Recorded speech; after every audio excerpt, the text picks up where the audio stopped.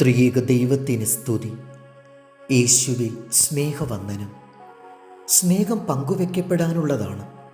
ഈ യാഥാർത്ഥ്യം ഗ്രഹിക്കുന്നതിന് നാം ചിലപ്പോൾ വലിയ വില കൊടുക്കേണ്ടി വരും.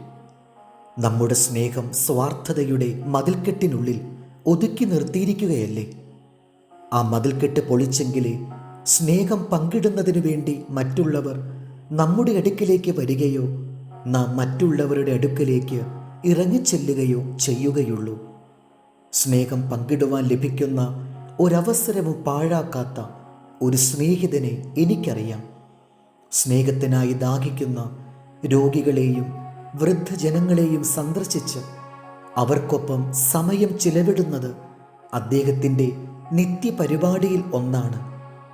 ഒരിക്കൽ അദ്ദേഹം ഓഫീസിലേക്ക് കാറിൽ പോകുമ്പോൾ 2 കാലും തളർന്ന ഒരു കുഞ്ഞിനെ പിതാവ് മെഡിക്കൽ കോളേജ് ആശുപത്രിയിലേക്ക് കൊണ്ടുപോകുവാൻ ബസ് കാത്ത് നിൽക്കുന്നത് കണ്ടു.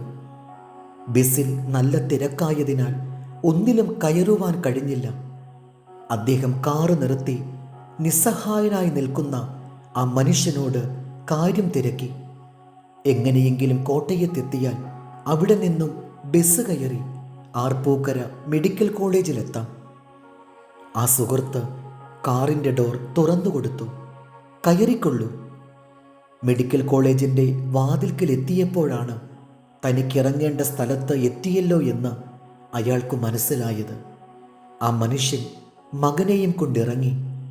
നിറഞ്ഞ കണ്ണുകളോടും വിറയ്ക്കുന്ന ചുണ്ടുകളോടും കൂടി അയാൾ ആ നല്ല ശമരിയക്കാരൻ്റെ മുഖത്തേക്ക് നോക്കി.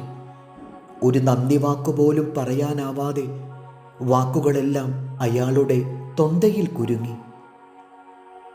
പങ്കുവെക്കപ്പെടേണ്ട ഉദാത്ത സ്നേഹത്തിൻ്റെ മാതൃക ഇതല്ലേ?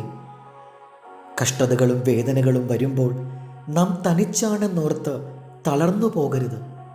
അദൃശ്യമായ ഒരു ശക്തി നമ്മെ പിന്തുടരുകയും സഹായിക്കുകയും ധൈര്യം പകർന്നുകൊടുക്കുകയും ചെയ്യുന്നു.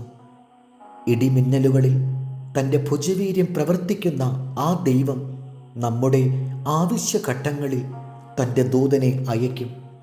സദൃശവാക്യം 3:6.